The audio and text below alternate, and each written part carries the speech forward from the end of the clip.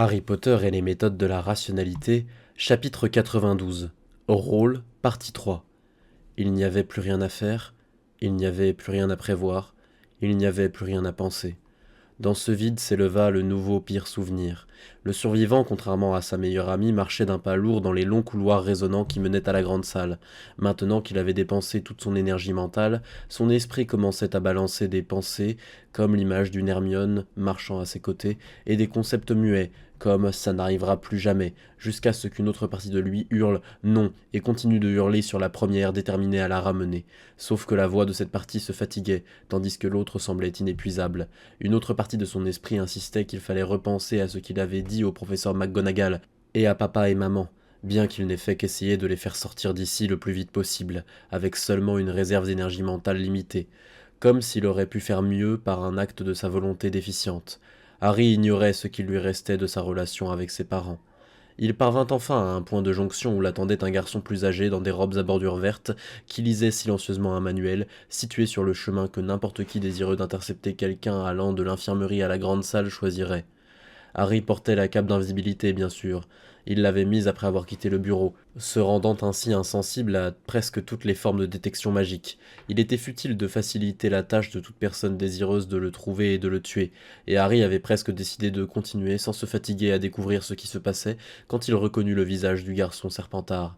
Il comprit alors. Bien sûr, l'un des élèves qui était resté à l'école pendant les vacances de Pâques serait naturellement « Tu m'attendais », dit Harry à voix haute, sans enlever la cape. Le Serpentard eut un mouvement de recul, se cogna la tête contre le mur, et son manuel de cinquième année tomba de ses mains avant qu'il ne relève un visage aux yeux écarquillés. « Vous êtes... » »« Oui, invisible. Dis ce que tu as à dire. » Le Sat Lestrange se releva tant bien que mal, prit un air attentif, puis lâcha d'une traite. « Seigneur, ai-je bien agi? Je pensais que vous ne souhaiteriez pas me voir m'avancer devant tout le monde, car ils auraient pu soupçonner notre lien. J'ai pensé que certainement, si vous souhaitiez mon aide, vous pourriez faire appel à moi directement. » Incroyable, le nombre de façons qu'il y avait de tuer sa meilleure amie par pure stupidité. Je... Le Zat hésita, puis dit d'une petite voix. J'avais tort, n'est-ce pas? Tu as agi exactement comme tu aurais dû le faire dans ces circonstances. C'est moi qui ai été un imbécile. Je suis navré, maître, chuchota le Zat. Si tu étais venu avec moi, aurais-tu été capable de tuer le troll? Ce n'était même pas la bonne question. La bonne question était de savoir si Harry lui-même aurait considéré que le Zat suffisait et se serait envolé 60 secondes plus tôt. Mais quand même... Je ne suis pas sûr, maître. Je ne suis pas très bien accueilli aux entraînements de duel de Serpentard. Je n'ai pas appris les gestes du sortilège de la mort. Devrais-je apprendre ces arts pour mieux vous servir, seigneur? Je continue d'insister. Je ne suis pas ton seigneur, dit Harry. Oui, seigneur. Quoique, dit Harry. Et ce n'est en aucun cas un ordre, juste une remarque. Tout le monde devrait savoir se défendre, surtout toi. Je suis sûr que le professeur de défense t'aiderait par principe si tu le lui demandais. Le Zat Lestrange s'inclina et dit « Oui, seigneur, je suivrai vos ordres, si j'en suis capable, seigneur. » Harry se serait plaint d'être incompris s'il n'avait pas été parfaitement compris. Le Zat partit. Harry regarda le mur.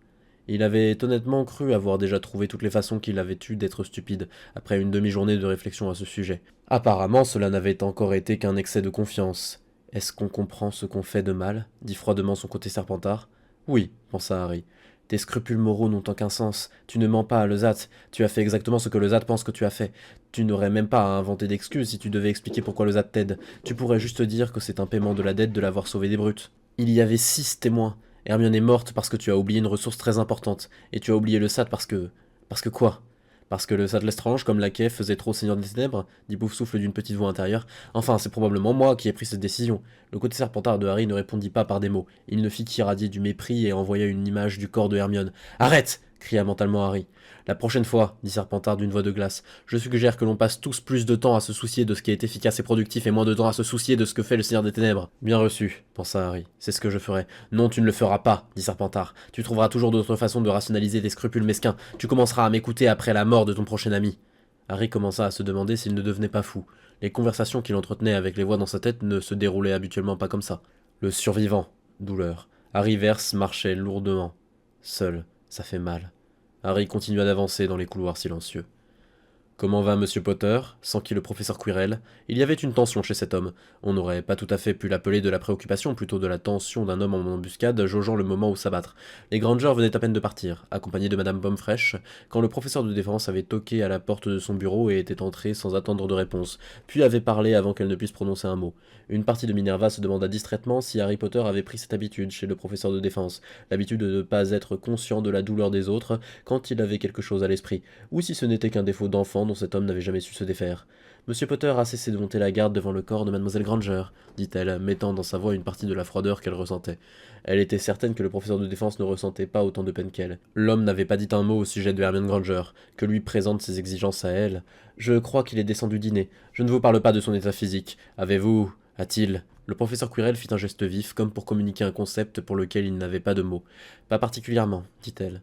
Elle était à environ 30 secondes d'ordonner au professeur de défense de quitter son bureau.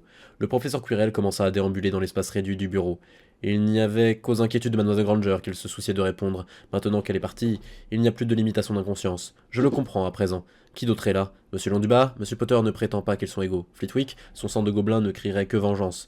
Monsieur Malfoy? S'il revenait? Dans quel but? Rogue? Un désastre ambulant. Dumbledore? Bah, les événements sont déjà en place pour une catastrophe.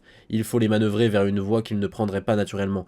Qui Monsieur Potter écouterait-il? Qui ne lui parle pas d'ordinaire? Cédric Diggory lui a donné des cours, mais quel conseil Monsieur Diggory pourrait-il donner? Une inconnue? Monsieur Potter a passé de longs moments avec Remus Lupin. J'ai prêté un peu d'intention à celui-ci. Lupin saurait-il quel mot prononcer, comment agir, quel sacrifice faire pour modifier la trajectoire du garçon? Le professeur Quirrell pivota pour lui faire face.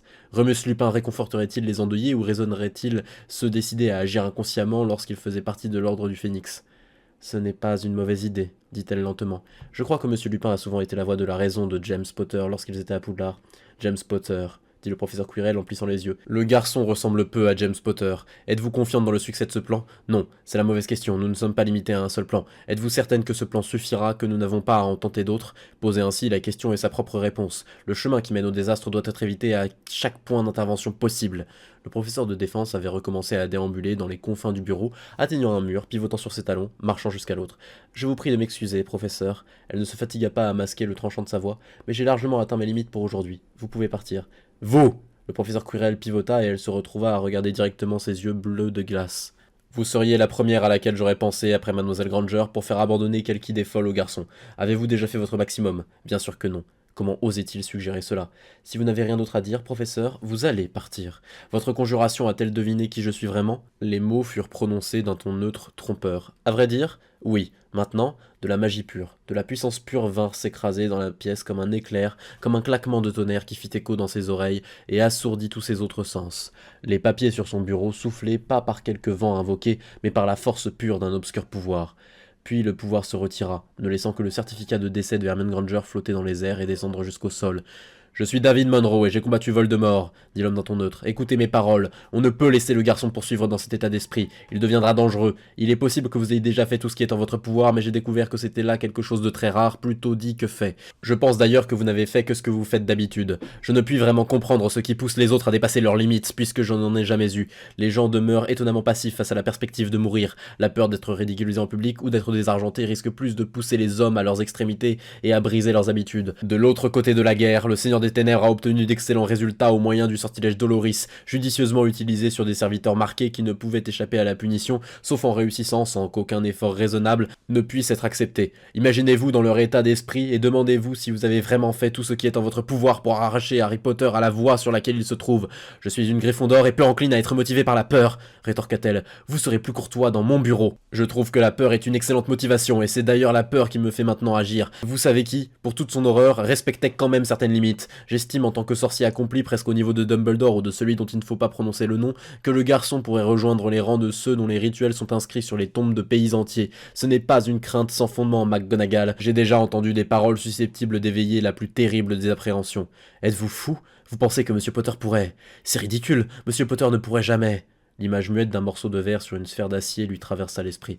Monsieur Potter ne ferait jamais une chose pareille. Son choix conscient n'est pas nécessaire. Les sorciers se décident rarement à provoquer leur propre perte. Monsieur Potter ne vous semble peut-être pas mal intentionné. Vous semble-t-il inconscient, une fois qu'il s'est résolu à atteindre un but? Je répète que j'ai des raisons précises de nourrir la pire des craintes possibles.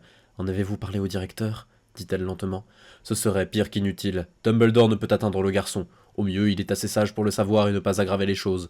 Quant à moi, je ne possède pas l'état d'esprit nécessaire. Vous êtes celle qui... Mais je vois que vous attendez encore d'être secouru par d'autres. Le professeur de défense se détourna d'elle et marcha jusqu'à la porte. Je pense que je vais consulter Severus Rogue. L'homme est peut-être un désastre ambulant, mais il le sait, et il possédera peut-être une meilleure idée de l'humeur du garçon. Quant à vous, madame, imaginez-vous à la fin de votre vie, sachant que l'Angleterre... Mais non, l'Angleterre n'est pas votre vrai pays, n'est-ce pas? Imaginez-vous à la fin de votre vie, alors que les ténèbres dévorent ce qui reste des murs de Poudlard, sachant que vos élèves mourront avec vous, vous souvenant de ce jour, comprenant qu'il y avait autre chose que vous auriez pu faire.